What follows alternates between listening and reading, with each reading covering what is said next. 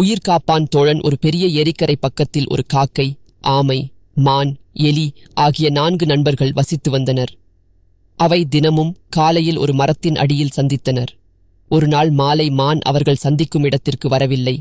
மற்ற மூவரும் வெகுநேரம் காத்திருந்தனர். மானுக்கு என்னவாயிருக்கும் என்று கவலைப்பட்டனர். ஒருவேளை வேடனின் வலையில் சிக்கியிருக்குமோ என்று ஆமை சந்தேகப்பட்டது.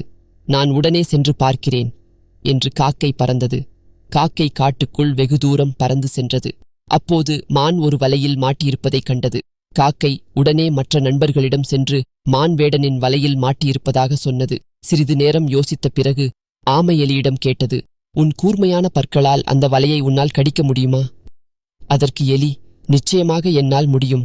ஆனால் நான் எப்படி அந்த இடத்திற்கு செல்வது என்று குழப்பத்துடன் கேட்டது.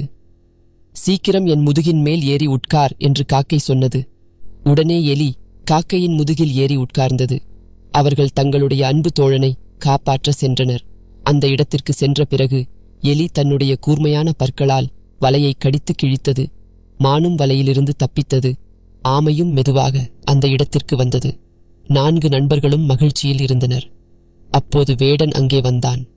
4 நண்பர்களும் மகிழ்ச்சியில் இருந்தனர். மான் தன்னுடைய வலையிலிருந்து தப்பியதை பார்த்த வேடன் மிகவும் கோபப்பட்டான். வேடன் அங்கே வந்ததை பார்த்த காக்கை மரத்தின் மீது பறந்து சென்றது. மானும் ஓடி ஒரு புதருக்குள் மறைந்தது. எலி ஒரு பொந்துக்குள் நுழைந்தது. ஆமை மெதுவாக ஊர்ந்து சென்று கொண்டிருந்தது. அந்த வேடனின் கோபமான கண்கள் ஆமையின் மேல் விழுந்தது. அந்த ஆமையை அவன் பிடித்து தன் பைக்குள் போட்டான். இதை பார்த்து கொண்டிருந்த மற்ற 3 நண்பர்களும் எப்படியாவது ஆமையை காப்பாற்ற வேண்டும் என்று திட்டமிட்டனர்.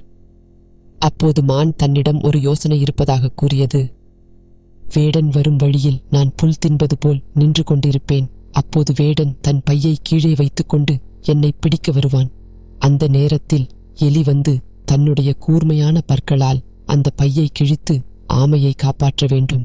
என்னை வேடன் பிடிக்க வரும்போது நான் வேகமாக ஓடி செல்வேன் என்று திட்டமிட்டனர். திட்டமிட்டபடியே மான் குறுக்கே வந்து புல் தின்று கொண்டிருந்தது. வேடன் மானை பிடிக்க தன் பையை கீழே வைத்துக் கொண்டு சென்றான். எலி தன் பற்களால் பையை கிழித்து ஆமையை காப்பாற்றியது. மானும் தப்பித்து ஓடியது. வேடனுக்கு அன்றைக்கு எதுவுமே கிடைக்கவில்லை. அவன் மிகவும் சோகமாக தன் வீட்டிற்கு திரும்பினான். நண்பர்கள் 4வரும் மகிழ்ச்சியுடன் இருந்தனர். நீதி: உயிர் காப்பான் தோழன்.